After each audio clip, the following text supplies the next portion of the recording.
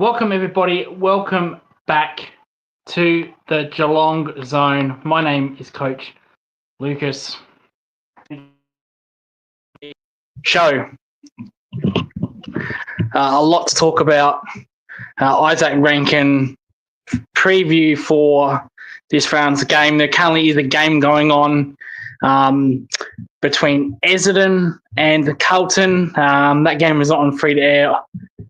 Channel 7 have opted out of that game, which is probably fair enough. Both teams are bottom of the list. Not going to make finals.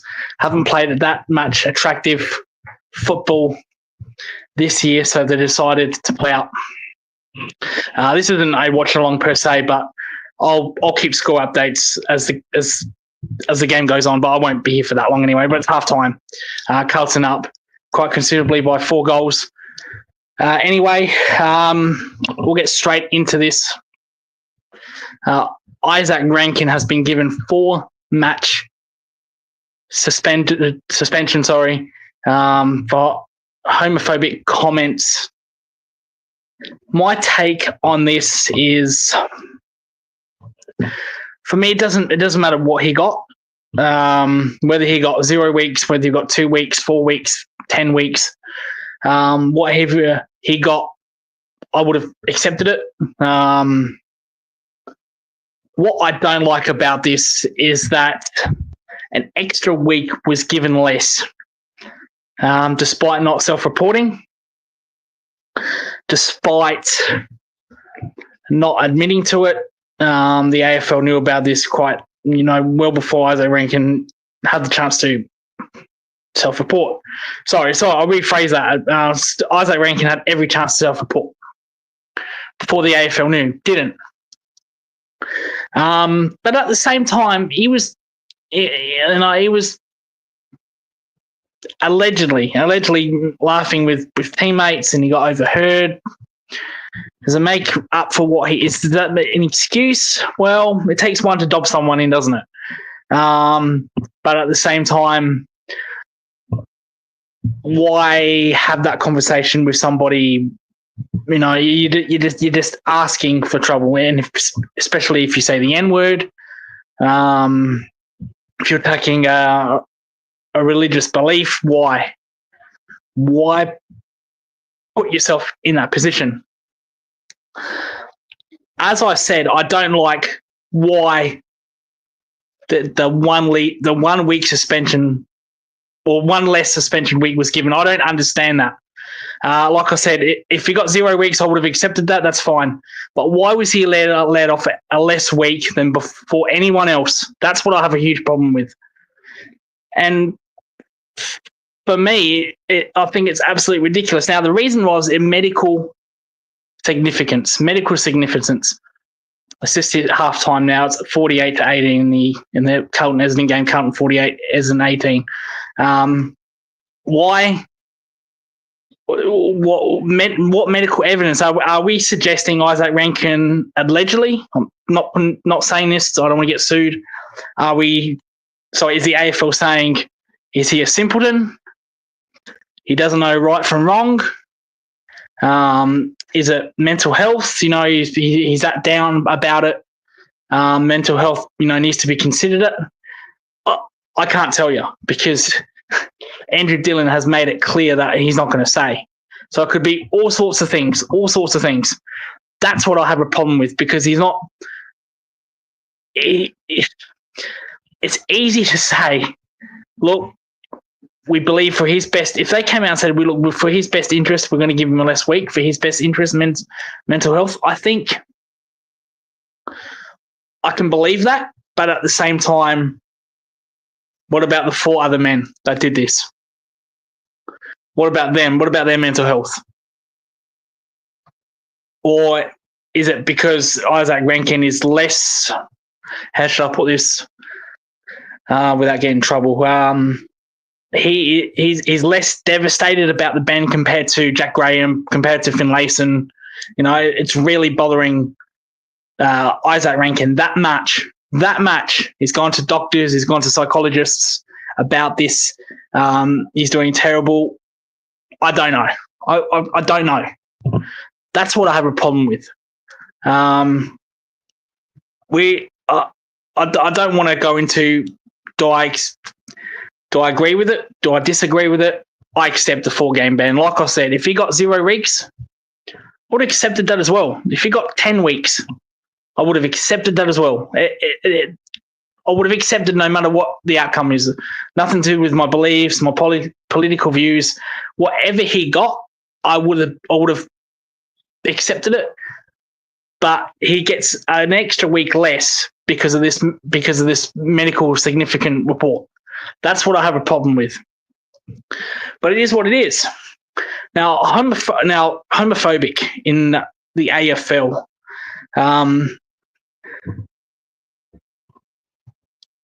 Dawson from the LA Crows, the Crows captain, Jordan Dawson, was asked about this in his 2-minute interview. Does the AFL have a cultural problem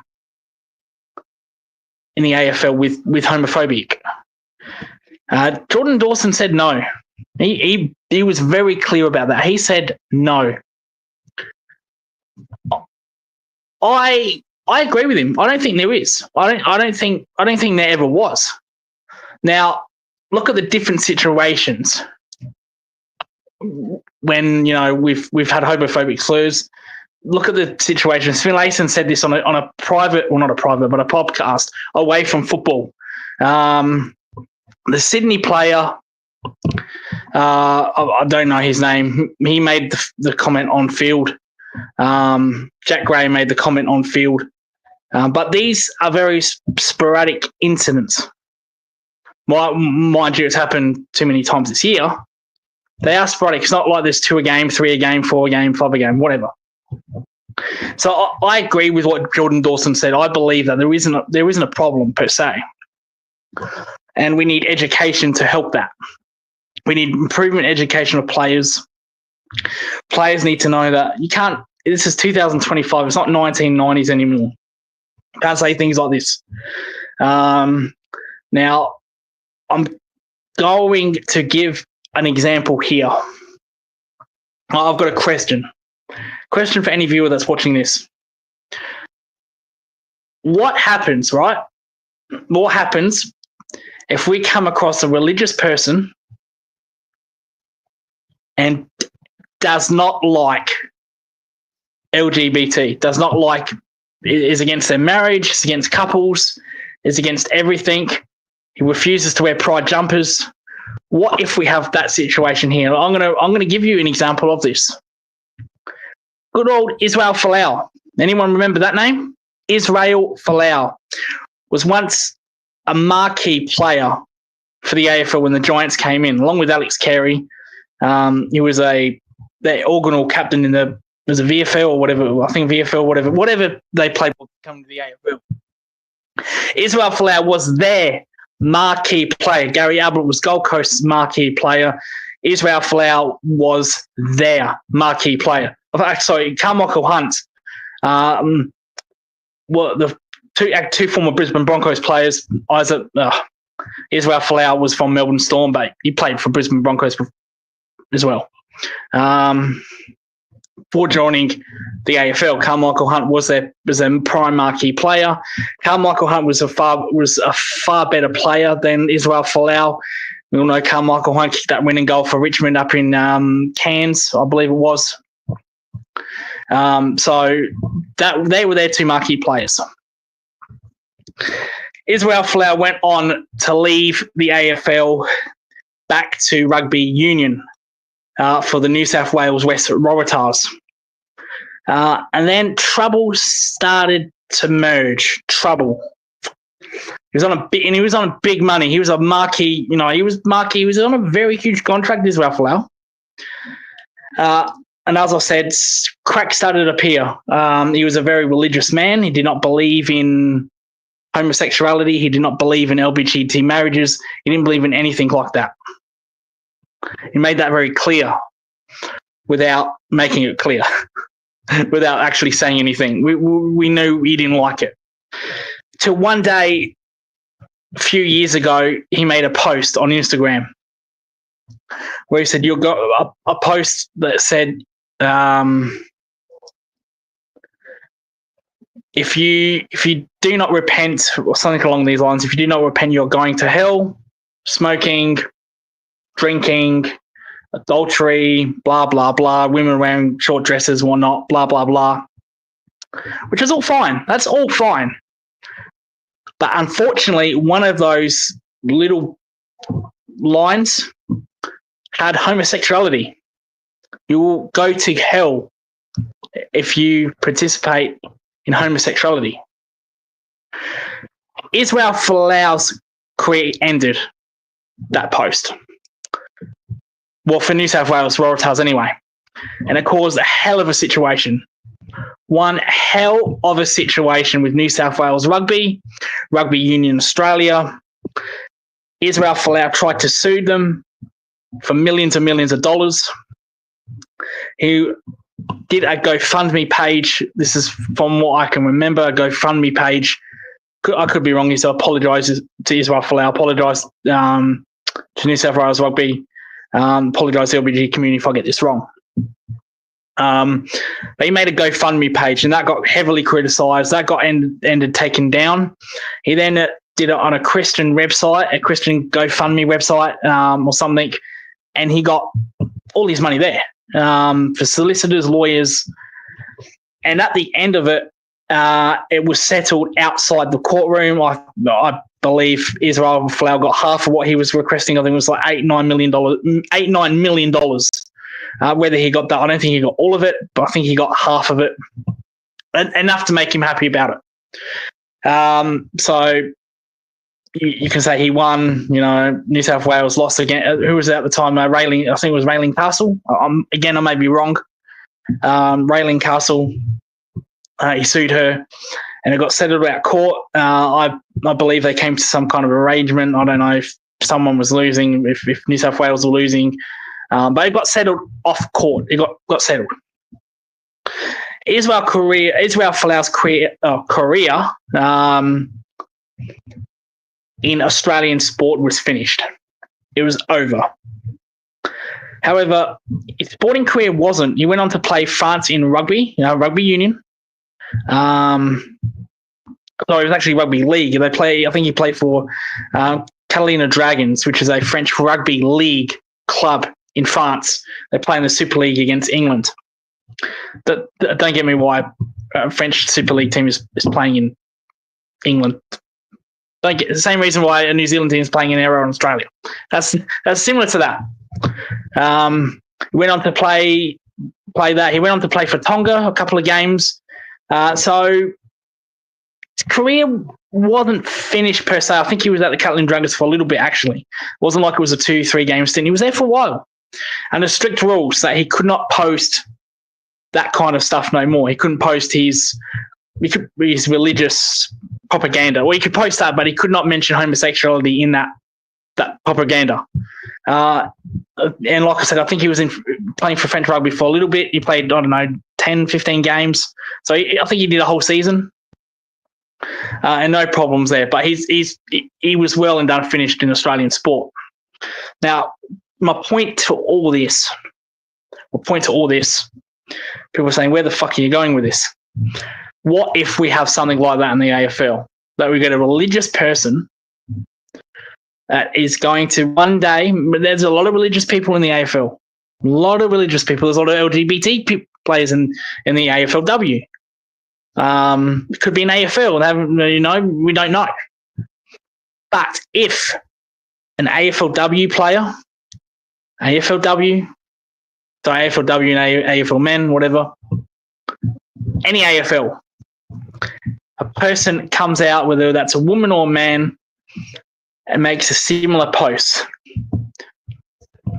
Don't like drinking, don't like smoking, don't like anything, and then homosexuality comes up. What do we do then? What do we do? Do we have a situation where it be Israel Folau when it becomes absolutely messy, war with a player, war with religious beliefs, war with the LBGT beliefs, war with everything? And in the end, like I said, Israel Folau won that. It got settled, but he sees that as a win. What if we have that? What if, someone posts something like that on Instagram, social media, and then there's war. There's war, like I said, war between clubs, religious beliefs, political beliefs, everything, which we don't want. Now, I'm not saying in this case Isaac Rankin is playing that card. He is not. No one's played that card. But I'm just saying, what do we do if someone comes out with that? I don't know. Love to hear your comments about it. Love to hear what you think about that. If an AFL or AFLW player comes out with that kind of message, what do we do? When it's already cost one sport millions. And it did. It cost Raelene Castle and New South Wales rugby millions. Absolute millions. That was a huge dent in the New South Wales rugby. Huge dent. If someone decides to sue a club, sue an AFL. The club don't have millions. It's supported by the AFL. The AFL would have to bail them out. It's very interesting to see. Hopefully, it does not happen. But I'm saying if it does, we're going to be in a situation where it's going to get very messy, very, very messy. Right, that's all I have to say about Isaac Rankin on this. I'm not going to talk about this again. To make it clear, I support the 4-game ban. I don't care what goal would have supported either way, whether it was 0, 4, 5, 10, 20 weeks, a whole year ban, I would have supported it. Here's what it is. I don't agree with removing a week because of a medical condition no one knows about. That's what I don't agree. And I would like that to come out, but that's Isaac Rankin's business. If it's personally for Isaac Rankin, fair enough. But that's my say on it. Moving on, quarter 3 is underway. 2:16:80. Essendon plays 7:6:48. Carlton. This isn't a watch along. I'll just go move these along. Sell the score as the show goes on. Right. Okay. Previewing the round. Now that's out of the way. That's a good goal. That's a good goal there by Essendon. They kick a goal. Moving on, the last round of the AFL. Lots of applied here. Sorry, lots of implied. A lot of ramifications going on. A couple of big games, a couple of meaningless games like tonight's game. Doesn't improve anyone. Probably for draft picks. That's it. Geelong play Richmond. We'll start with my team. Geelong play Richmond at Cardinia Park, GMHBA Stadium, whatever you want to call it. Geelong heavy favourites as they should be. They have not decided to rest anybody. Shannon Neal was out suspended. Jed Bowes comes in as a sub. He'll start as a sub. Whether it be late changes, probably. Knowing Geelong, probably. I don't know. At GMHBA, look, this should be just have some fun, get the job done.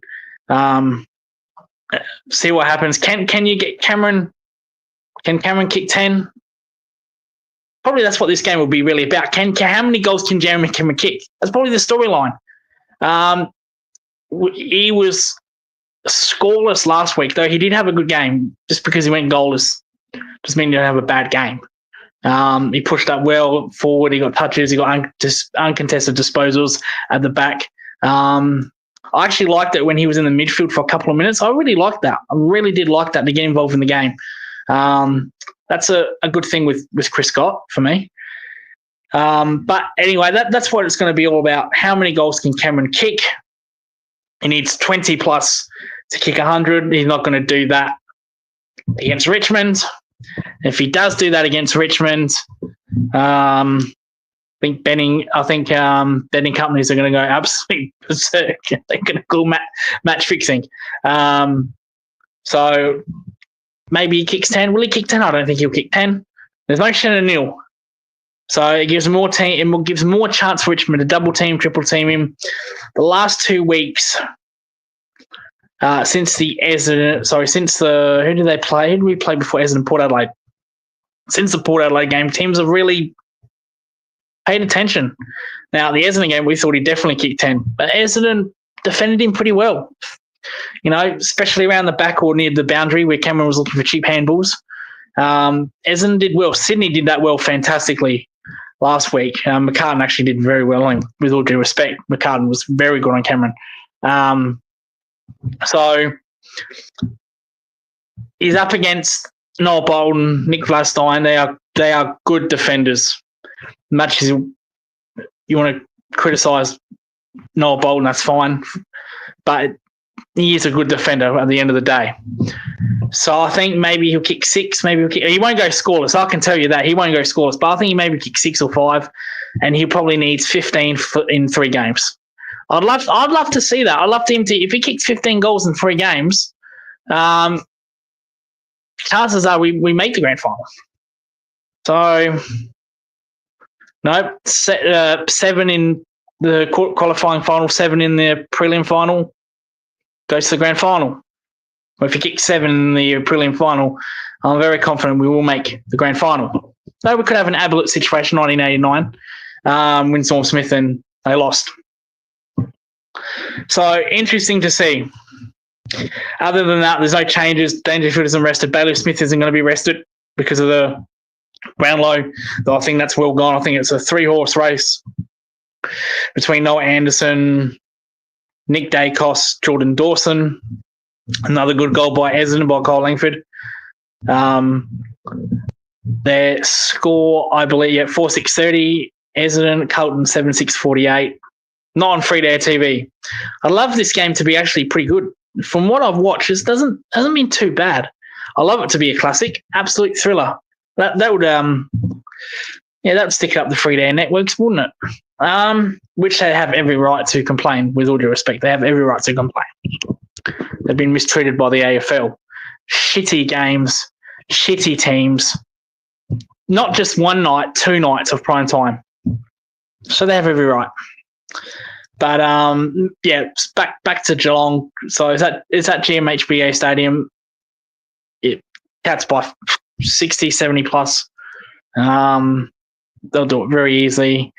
As I said, the storyline will be how many Cameron kicks. I think 6 or 7. I don't think he'll kick 10. But I love him to kick 10. Kick another 15 in the finals. Kick another 10 in 2 games. We'd love that. We'd love that. We'd love him to kick goals in the finals. Gives us a good chance of winning. Other games going on. As I go off camera, I do apologise. We'll go to Adelaide.